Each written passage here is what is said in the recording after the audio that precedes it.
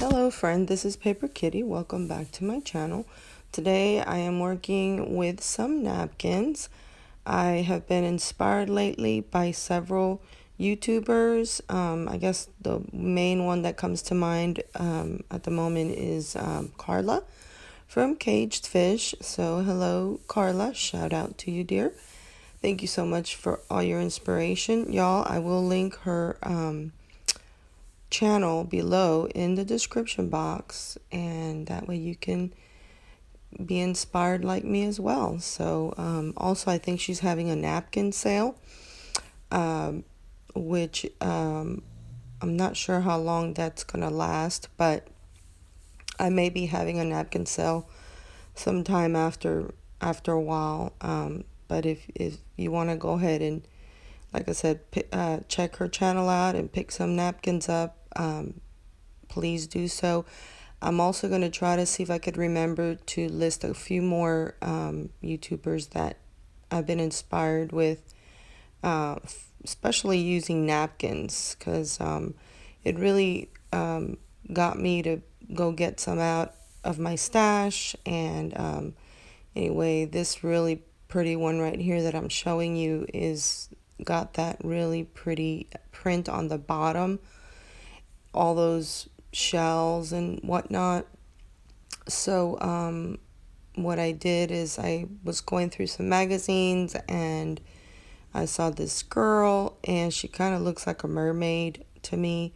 So even though it doesn't have her body on there, and but anyway, I just thought she looked like a mermaid, so I fussy cut her and put her there. And then I really loved that color combination. I'm really loving the lavender more and more.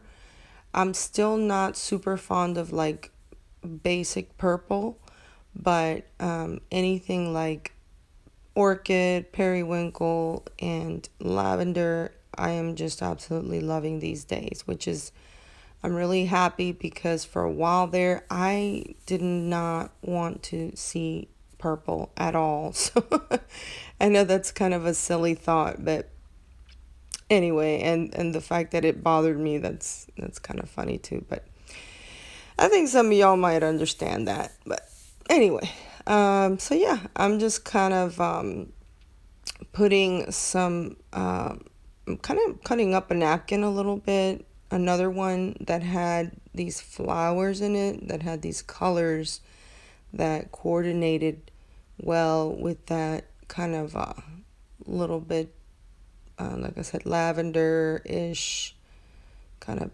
periwinkle blue look.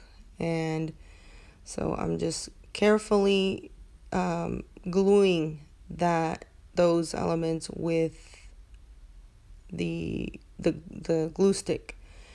And you do have to be really careful gluing on top of a napkin because the napkins are very easy to rip. So, and I have not like Mod Podged it or anything because I kind of want to do that maybe afterwards.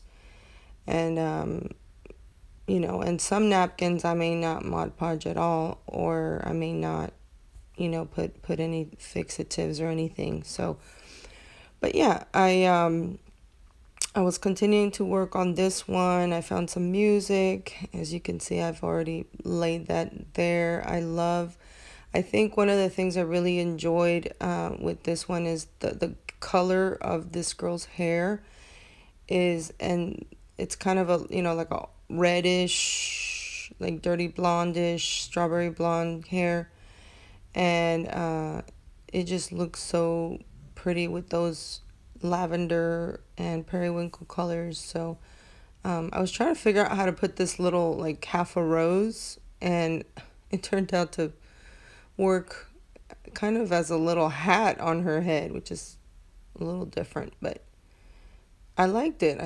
I sometimes when I'm trying things out, I will put them on and kind of think about it for a bit and then take it out. And if I miss it, that's another little tip that you can maybe use, that when you don't know whether you should put something or not, is just kind of put it on there for a little bit, and then, without adhering it, and then if after a while you take it off, you feel like you miss it being there, then that might be, it doesn't always work out, that little trick, but a lot of times it works for me. So these little balls, these are like little flowers. I don't know what kind of flowers they are, but they are these little like puffy little flowers, and so they're like a circle, and they have just tiny little petals, and I don't know what the name of that flower is, but anyway, I do like that it's got a periwinkle blue tone to it. Again, kind of putting this picture together, and so now I'm going to be getting the gesso. Now I'm going to put a little bit of the white gesso because I don't absolutely love the, that music paper. I do like the yellowish tint, because it's an old page. But I feel like I need to lighten it up. So that white gesso, if you just put just a little bit on there, that's, as you can tell, enough to kind of lighten it up a little bit. And it doesn't have to be like an even coat either. You could just kind of sporadically just sort of dry brush thing around it, and put, like I said, like I'm doing here, just kind of little by little, because I'm not trying to cover it totally, and actually that gesso is pretty, it's average thickness. So anyway, I'm going to put that to a side for it to dry. And now I'm just kind of showing you a few other little things that I'm doing with the projects that I'm doing at this time. And so this one I need to go ahead, and I've already Mod Podged it. This one also, or not Mod Podged it, I've gessoed it. So yeah, if now I've gone ahead and I'm going to work on this spread, and it is that watercolor pencil in a brown. I only have a small set that has just a few of the basic colors, and I don't have black, and also I didn't want to put black because I think with this particular picture it's a little smaller than maybe some other mixed media pieces that I might be doing, which when they're a little bit bigger, then if I put like black around it and I spread it a little bit, I feel like it can handle it. It doesn't like black up the whole picture, darken it. So that's why I use the brown, because I do have I believe it's a Stabilo or Inktense. I think it's the same. No, it's Inktense pencil, watercolor pencil that I bought in black. And so I do use that later on in another part. But yeah, as you can see now, after I went over with the colored pencils, I'm going over it with this water brush. So it's just a brush that you can open up and put water in it. And yeah, I know a lot of y'all know that already, but some people that may be new may not know what it is. And so yeah, that'll happen sometimes on my videos, that some of you that may already be more familiar with these terms might be like, well, obviously that's what it is. But yeah, not everybody is at the same level. So we want to go ahead and let everybody, or not always assume that everybody knows what I'm talking about. So, or that what I'm using, So I do like to kind of be helpful that way and explain sometimes. I'm not perfect at it, but I try.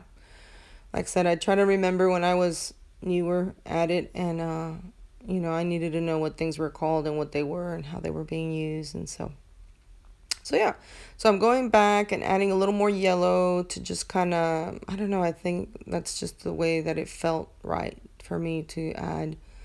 And so yeah, on this particular picture, I laid a napkin, and then I laid some images. I fussy cut those butterflies, except for the one all the way to the left.